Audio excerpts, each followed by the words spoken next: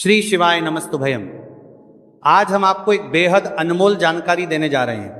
पंचांग के अनुसार कार्तिक मास के शुक्ल पक्ष की एकादशी को देवउठनी, देवोत्थान और प्रबोधिनी एकादशी कहते हैं। इस दिन भगवान विष्णु 4 महीने के शयन के बाद जागते हैं। बड़ा दान माना जाता है।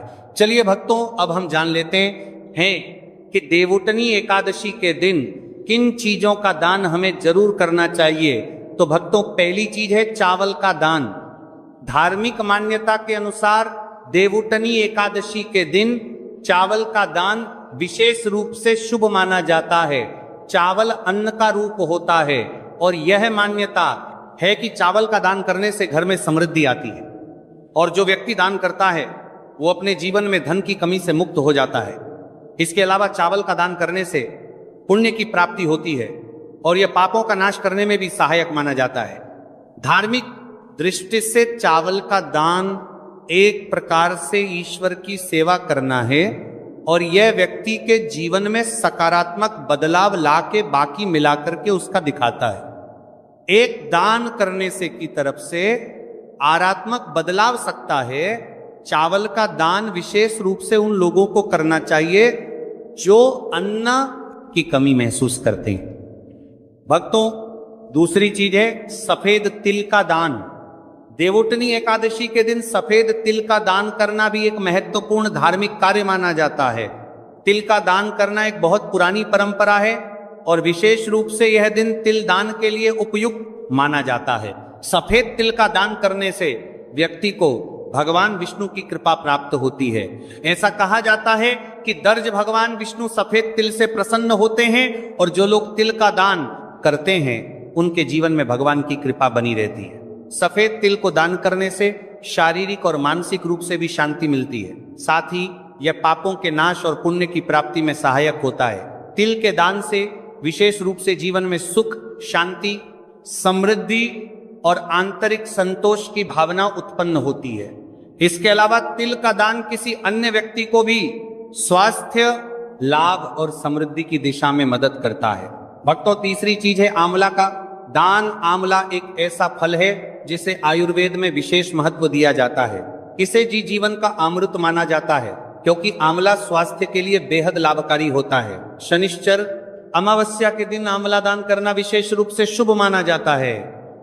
इसके बारे में धार्मिक मान्यता है कि अगर किसी को पैसों की तंगी हो या आर्थिक समस्याएं चल रही हो तो आंवला दान करने से इन समस्याओं से मुक्ति मिल सकती है। आंवला दान करने से व्यक्ति के जीवन में भगवान विष्णु की कृपा बरसती है और आर्थिक संकट दूर हो जाते हैं। इसके अलावा आर्थिक मला स्वास्थ्य के लिए भी बहुत लाभकारी होता है और इसका सेवन शरीर को ताजगी और ऊर्जा प्रदान करता है। इस दिन आंवला दान करने से पुण्य की प्राप्ति होती है और व्यक्ति को सुखी और समृद्ध जीवन जीने की दिशा में मदद मिलती है। भक्तों, चौथी चीज है सरसों के तेल का दान। सर्वपित्र अमावस्या के दिन सरसों के तेल का दान भी एक महत्वपूर्ण कार्य माना जाता है। इसे विशेष रूप से पितरों की कृपा प्राप्त करने और क्षण दोष से मुक्ति पाने के लिए किया जाता है। धार्मिक मान्यता के अनुसार सरसों के तेल का दान करने से पितरों की आत्मा को शांति मिलती है और परिवार में सुख समृद्धि का वास होता है। इसके अलावा क्षण दोष के प्रभाव से भी राहत मिलती है। यह माना जाता है कि यदि किसी व्यक्ति के जीवन में शनि का दोष है तो सरसों के तेल का दान करने से शनि की प्रतिकूल प्रभावों से मुक्ति मिलती है और जीवन में सकारात्मक बदलाव आता है। इसके साथ ही सरसों के तेल का दान करने से व्यक्ति के जीवन में सुख, शांति और समृद्धि का वास होता है।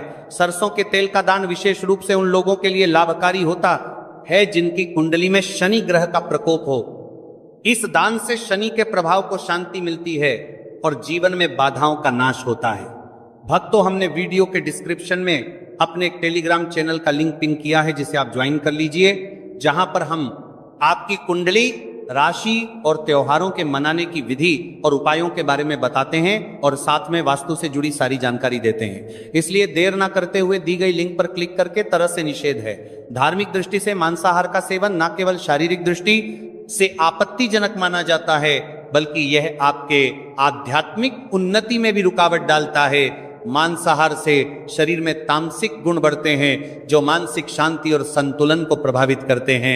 हमारा करते हैं वह सर का सल। अरे, शास्त्रों में यह कहा गया है कि मांसाहार से शरीर और मन में राजस और तामसिक गुण बढ़ते हैं जो भक्ति के मार्ग में बाधा उत्पन्न करते हैं। इसलिए इस दिन मांसाहार, अंडे, मछली, मुर्गा या किसी भी प्रकार के मांस का सेवन नहीं करना चाहिए। आपको इस दिन शुद्ध और सात्विक भोजन करना चाहिए, जैसे ताजे फल, दाल, चपाती, खिचड़ी आदि, जो आपके शरीर और मन दोनों को शुद्ध रखते हैं। यह व्रत के उद्देश्य के साथ पूरी तरह से मेल खाता है और भगवान विष्णु की कृपा प्राप्त करने में मदद करता है। भक्तों, अब हम बात करते हैं दूसरी चीज की जो इस दिन वर्जित है।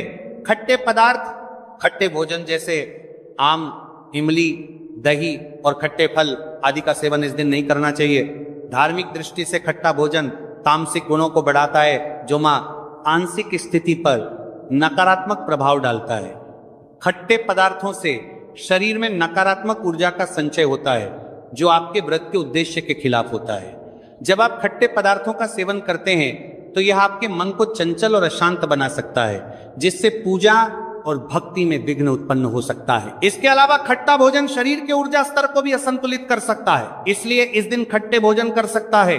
इसलिए आपके मन को चंचल ऊर्जा स्तर को भी असंतुलित कर सकता है, इसलिए पदार्थों से बचना चाहिए। यदि आपको कुछ ताजगी और स्वाद चाहिए तो आप हल्के मीठे फल जैसे केला, सेब या नारियल का सेवन कर सकते हैं।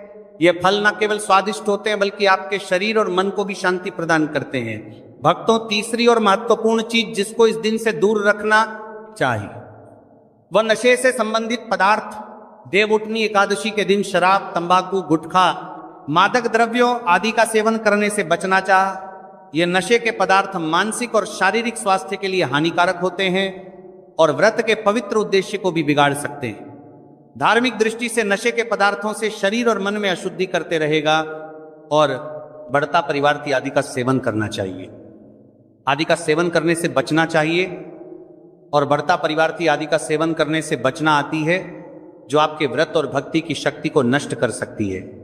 हमारे शास्त्रों में यह स्पष्ट रूप से कहा गया है कि नशे का सेवन करने से भक्ति की शुद्धता और निष्कलंकता प्रभावित होती है। नशे के कारण मानसिक स्थिति विकृत हो सकती है, जिससे आपकी पूजा और व्रत का प्रभाव कम हो जाता है।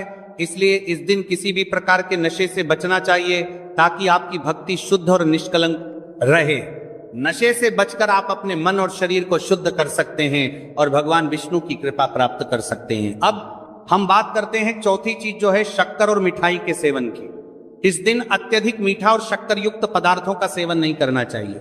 शक्कर का अत्यधिक से सेवन शरीर में राजस और तामसिक गुणों को बढ़ाता है, जो व्रत के उद्देश्य के खिलाफ होता है। या मिठाई खाते हैं तो ये आपकी मानसिक स्थिति को प्रभावित कर सकता है और वृत्ति को संतुलित रखने में कठिनाई पैदा कर सकता है।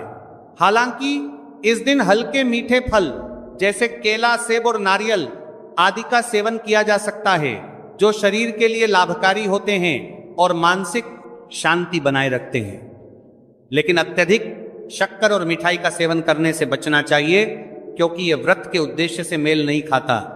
मीठे पदार्थों के बजाय ताजे फल और हल्का सात्विक भोजन खाकर आप अपनी भक्ति को